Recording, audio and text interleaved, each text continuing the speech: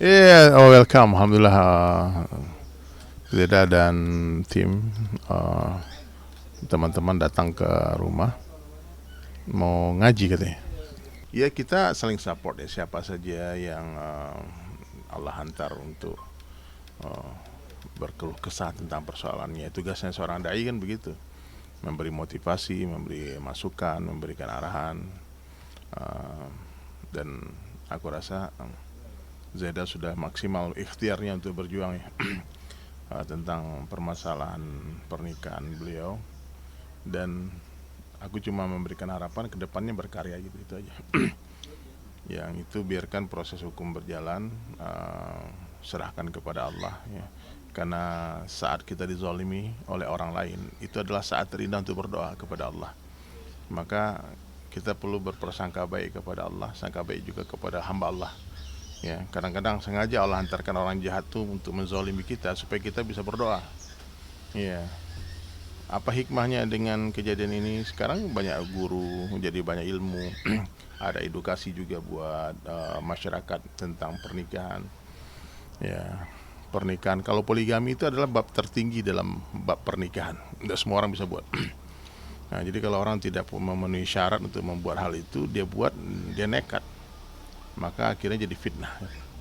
Seakan-akan syariat Islam yang salah, padahal itu oknum-oknum yang belum mampu kemudian merasa mampu, karena syaratnya banyak itu untuk bisa, ibarat orang bangun rumah ya, lantai pertama belum kuat, tidak boleh naik lantai dua, nanti rubuh.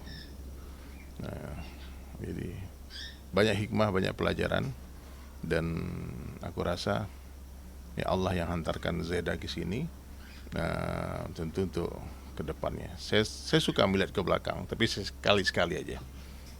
Kalau bawa mobil lihat spion terus nabrak juga kan.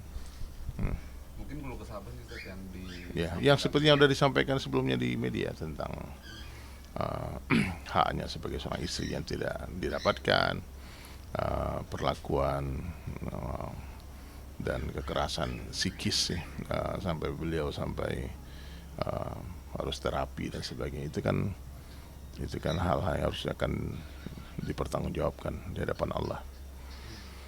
Jadi nasihat, kalau nasihat saya sebetulnya sederhana aja ya, buat bapak-bapak yang pengen buka cabang. Ya, kalian tuh jangan nekat kalau kantor pusatnya belum mapan, finansial belum kuat, jangan coba-coba. Nanti malah berantakan. Oh, saya nggak paham deh. Kalau proses nikahnya kan saya nggak hadir. Nikah itu mudah, lebih mudah dari zina. Jadi orang yang mempersulit pernikahan berarti telah mempermudah perzinahan. Ya, kalau tiga orang saling mencintai, memang tidak ada jalan lain kecuali membuka pintu halal itu dengan pernikahan itu. Dan ada pernikahan itu yang berlanjut sampai mati, bahkan sampai ke dalam surga. Ada pernikahan itu terhenti di tengah jalan. Kok bisa ada perceraian dalam Islam ya? Dan itulah maha baiknya Allah ya. Dalam Islam itu ada syariat, ketika satu orang merasa terzalimi, dia berhak menuntut cerai. Kalau perempuan namanya khuluk, kalau laki-laki ketika dia tidak ditaati oleh istrinya, dia siap mentalak. Talak itu arti peringatan, dan itu cuma 3 kali aja. Kalau 3 kali diperingatkan tidak berubah juga, maka tidak ada kesempatan rujuk setelah talak 3. Itu indah syariat Islam. Oh, aku masih cinta, aku mau rujuk, nggak bisa. Perempuannya harus muhalil dulu, harus menikah dulu dengan laki-laki lain. Nanti setelah pernikahannya kandas juga, kalau ternyata dia pikir, oh ternyata suamiku yang dulu yang aku huluk, yang ceraikan aku lebih baik. Nah, dia balik lagi. Nah, sering kali kejadian kayak gitu, akhirnya kembali ke laptop juga kan, habis nikah terus balik lagi ke yang pertama. Nah, itu indahnya syariat. Nah, jadi ketika perempuan merasa tidak disayangi, dia berhak mengajukan khuluk. Ketika laki-laki merasa tidak ditaati, dia istrinya nusyus, melawan ya. Disuruh duduk dia berdiri, disuruh jangan dia pergi. Nah, maka laki-laki boleh memberikan talak.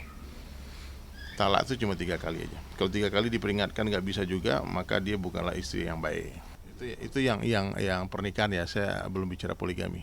Kalau poligami itu lebih berat lagi. Poligami ini sunnah, tapi berlaku adil, itu wajib. Jadi ketika orang buat poligami sementara dia tidak adil, sama seperti orang sholat tahajud tapi nggak sholat subuh. Yang sunnah dia jalankan, yang fardu dia tinggalkan. Nah, ini salah. Nah, maka siapapun yang menjalankan syariat ini syariat agama. Tidak semua orang mampu amalkan, dan tidak semua. Makanya Abu Yahya bilang tuh nggak boleh orang yang punya istri 2 3 dan memberikan masukan, kamu kapan kawin lagi? Nggak boleh. Mungkin kamu mampu 2, 3, 4, tapi bagi orang lain mungkin nggak mampu. Baik secara fisik, secara hasrat. Birahinya dia, orang lemah kan. Tapi ada laki-laki itu memang dia punya libidonya tinggi, sehingga kalau dia tidak menikah lagi, perempuan kan ada uzurnya banyak, ada haid, ada nifas, ada capek ngurus anak sebagainya. Maka ada solusi dalam Islam itu tuh menikah lagi 2, 3, dan 4. Kalau tak mampu 1. Itu syariat Islam. Nggak boleh ada orang bilang, oh aku anti poligami. Ketika satu orang mengucapkan dia anti poligami, dia murtad, dia keluar dari Islam karena dia anti dengan syariat Islam. Jadi kedudukan istri-istri dalam Islam itu pun sama, hak warisnya sama, semua sama. Jadi ketika orang memutuskan untuk mengambil jalan ini, ya dia mungkin tidak mampu lagi berpuasa kan, daripada dia maksiat ya, akhirnya dia menghalalkan. Itu hal yang luar biasa, itu hal syariat agama. Tapi ketika setelah menjalani itu ternyata tidak bisa dia, maka dia harus musyawarah. Maka ada pengadilan agama. Itu dia harus mengadukan keuzurannya dia tidak mampu mungkin menafkahi. Kalau istrinya ikhlas nggak ada masalah. Tapi kalau tidak merasa terzalimi, maka perempuan pun punya hak untuk menggugat cerai. Namanya khuluk tadi. Iya, karena itu kekerasannya, apalagi yang kalau Zeda kan fisik mungkin dia tidak terluka berdarah dan sebagainya seperti yang lain-lain. Kasus yang artis lain kan ada yang digebukin berdarah sampai dibanting dan macam-macam. Jadi yang Zeda rasakan tuh dia yang bisa menceritakan. Kita kan sebagai penonton, sebagai sahabat kan cuma bisa membayangkan saja bagaimana pedihnya hati dia, sakitnya hati dia. Itu yang disebut dengan kekerasan psikis ya, Zeda ya. Ya mudah-mudahan itu jadi asbab pengguguran dosa, kemuliaan, dan saat terbaik itu berdoa, itu aja. Ya kalau kita menuntut keadilan di dunia ini, aku rasa susah ya, karena tahu sendirilah di dunia ini bagaimana hukum yang berlaku pun kadang-kadang yang menang belum tentu benar kan, yang kalah belum tentu salah, itu dunia itu. Ya jadi sudahlah, sekarang harapan saya kita semua sudah dengar banyak podcastnya Zeda dengan banyak stasiun TV ya. Kalau menurutku ya udah, forgive, maafkan, tak perlu melupakan. Lupakan nggak bisa kan. Rasulullah kan dia memaafkan orang yang membunuh pamannya, tapi dia nggak bisa lupakan. Bukan Wahsi, kamu tolong ya, jangan tampakkan wajahmu di depanku, karena ketika melihat kamu, aku terpayang dengan pamanku Hamzah yang dibunuh oleh Wahsi. Tapi Nabi memaafkan. Dan pembalasan yang terbaik itu Zeda adalah memaafkan, kemudian mengikhlaskan, kembalikan kepada Allah. Dan memaafkan bukan berarti proses hukum itu berhenti ya. Ya udahlah, ini kan ringan nih, tongkatku nih ringan nih, tapi kalau ditahan terus nih, ataupun nih mic ini ringan, kita tahan 2 jam, strukturnya tangan kita, udah taruh aja. Kau suruh orang pegang. Kalau kita pegang sendiri jadi capek. Tapi jadikan pelajaran juga. Ya banyak ibrah, banyak pelajaran. Saya rasa setiap orang yang nonton kontennya Zeda, dia pasti mendapat, dia pasti akan jadikan bahan pembicaraan. Ada yang pro, ada yang kontra. Buktinya ada yang bully ya, ada yang bully kan. Kan di Indonesia ini istiadat, kesiapan umat terhadap poligami itu belum ada. Maka minta maaf Zeda, bagaimanapun Zeda memperjuangkan tentang hak istri kedua, ketiga, keempat, masyarakat kita memang tidak bisa menerima itu sementara waktu. Ya mungkin nanti, mungkin beberapa tahun lagi ketika dakwah sudah mulai masuk, kefahaman agama tentu akan meningkat. Orang mungkin tidak akan membedakan lagi. Ya. Sama, derajatnya sama, haknya sama. Ya, kecuali ada mufakat, ada uzur ya. Ada mufakat, umpamanya istrinya satunya ada di luar kota, tak mungkin dia 1 hari di sini 1 hari di sana kan, patah juga pinggang dia kan, sehari terbang. Dia bilang mungkin sebelum menikah dia sudah beritahu, abang bisa cuma ketemu sekali sebulan. Kalau yang istri kedua menyepakati, itu namanya mufakat.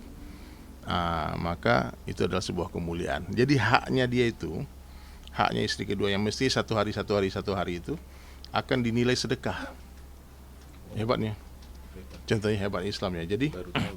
jadi dulu Bang, pernah Rasulullah SAW hendak menceraikan Ummahatul Mukminin Saudah radhiyallahu anha. Saudah ini istri Nabi setelah Bunda Khadijah. Jadi sebelum menikahi Aisyah, Rasulullah menikah dengan seorang janda agak lumayan tua. Tapi tidak terlalu tua. Dan dalam riwayat hadis katakan Ibunda Saudah itu badannya juga agak terlalu besar. Sampai satu hari ketika setelah Rasulullah menikah dengan Ibunda Aisyah, Rasulullah sering di tempatnya Aisyah, jarang ke tempat Saudah. Sering. Jadi sampai satu kali Rasulullah SAW berbicara seakan-akan hendak menceraikan Saudah karena takut akan kezaliman. Ya. Jadi kalau laki-laki tidak mampu, sebetulnya dia angkat tangan, give up. Aku nggak mampu menjadi suamimu. Ada syariat yang halal, tapi Allah nggak suka bercerai. Dan Ibunda Saudah dia tahu ujung pembicaraan Rasulullah itu, lalu dia katakan apa? Ya Rasulullah, tolong jangan ceraikan aku sedekahkan hariku untuk Aisyah. Jangan ceraikan aku ikhlas hariku berikan kepada Aisyah radhiyallahu anha. Istri ketiga. Ya. Jadi dihitung sedekah. Nah, sama. Ya mestinya kalau satu dua istri empat, satu di sini, besok di sini. Itu adil tuh tergantung mufakat tadi. Itu yang mestinya. Ya, jadi kalau seandainya istri kedua dia dapat 1 bulan itu cuma 2 hari umpama gitu kan, mesti kan 15 hari. Kan 15 hari kan kalau 2 istri. Berarti dia telah dihitung bersedekah 13 hari dia kepada kakak madunya. Dan itu bahkan guru saya mengatakan orang yang menikah istri pertama itu kalau dia ridho, dia dapatkan seluruh pahala istri kedua. Nah, kalau maka penting ini ilmu fadilah. Kalau ini sudah dijalankan dengan ilmu, tidak ada masalah. Dulu kakek kita juga istrinya banyak 4 istri. Kakekku 4 istri. Pamanku banyak. Sepupuku banyak banget di mana-mana kan. Tidak ada masalah. Dulu Pak Karno juga banyak istrinya. Kenapa? Karena dulu nggak ada KUA, jadi mudah. Sekarang jadi ribet. Nggak tahu. Aku rasa dia kalau yang mantan suami apa masih suami sih, nggak tahu. Iya, pokoknya yang bermasalah dengan Zaidah ini tidak mungkin beliau tidak tahu ilmunya karena dia kan punya pesantren. Beliau seorang habaib, beliau seorang alim, mubaligh, dai. Tapi kan bicara agama ini seringan lidah, mengamalkan agama ini seberat badan. Jadi jangan sampai oknum-oknum yang bermasalah ini menjadi gambaran tentang Islam. Islam sempurna, kita yang tidak sempurna. Maksud Habib-Habib pun nggak sempurna.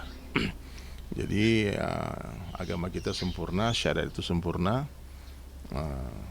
kita yang tidak. Maka sudahlah. Kalau menurutku ya, Zeda setelah hari ini tidak usah lagi bicarakan ini di media. Cukup kita bicara karya ke depan. Mau bikin buku kan, bikin lagu kah, menyanyi, baca puisi kah, ataupun jadi presenter. Udahlah.